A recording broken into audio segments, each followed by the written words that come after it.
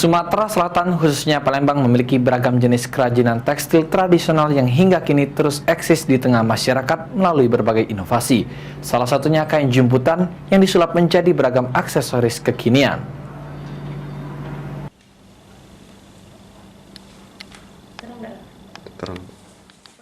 Sumatera Selatan, khususnya Palembang, memiliki beragam jenis kerajinan tekstil tradisional yang hingga kini terus eksis di tengah masyarakat melalui berbagai inovasi. Salah satunya kain jumputan, hasil karya Galeri Wong Kito yang berada di kawasan Bukit Lama Palembang. Di galeri ini kain jumputan disulap menjadi beragam aksesoris dan busana dengan memanfaatkan bahan alami.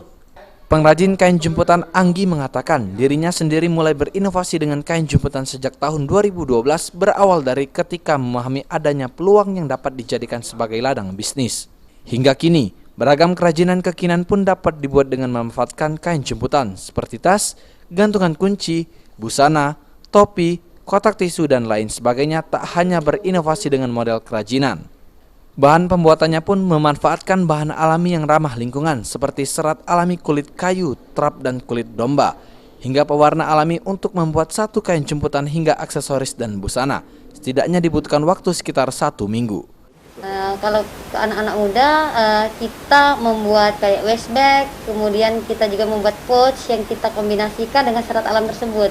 Jadi ada kesan kesan etniknya dari jumputan, kemudian ada kita kombinasikan dengan si ekoprint kulit domba tadi yang digemari pada saat ini. Mungkin pemasarannya kemana saja? Kalau pemasarannya, alhamdulillah kalau di Indonesia itu dari Sumatera Selatan sampai ke Pulau Jawa dan ada juga pengiriman ke Kalimantan.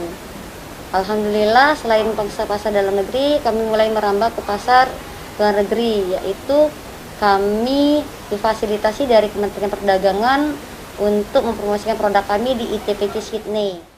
Tak hanya dipasarkan di dalam negeri, hasil karya Anggi pun kini sudah mulai merambah pasar luar negeri. Sementara untuk harga cukup ramah di kantong, yakni di kisaran Rp550.000 hingga Rp1.200.000.